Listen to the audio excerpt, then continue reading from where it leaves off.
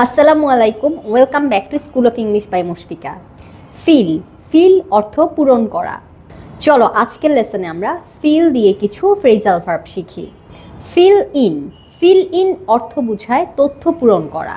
To complete missing information, অনুগ্রহ করে ফাঁকা জায়গাগুলো মনোযোগ দিয়ে পূরণ করো। Please fill in the blanks carefully. Please fill in the blanks carefully. শিক্ষক ছাত্রদের ফর্মটি পূরণ করতে বললেন। The teacher asked the students to fill in the form. The teacher asked the students to fill in the form. Fill in এর আরেকটি অর্থ হলো কাউকে অস্থায়ীভাবে প্রতিস্থাপন করা, অর্থাৎ টেম্পোরারিলি কাউকে রিপ্লেস করা।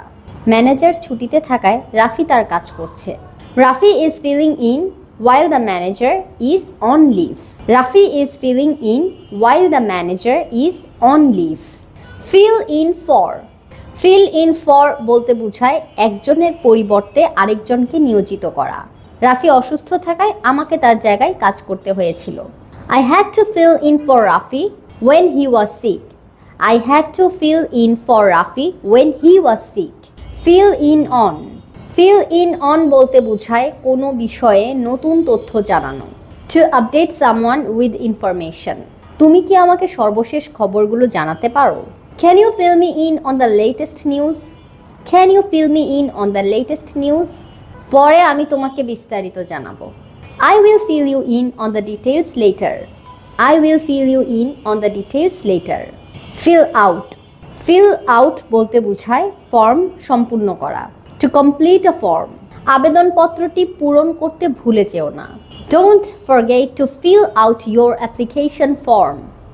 Don't forget to fill out your application form. আমি গতরাতে সার্ভে ফর্মটি পূরণ করেছিলাম।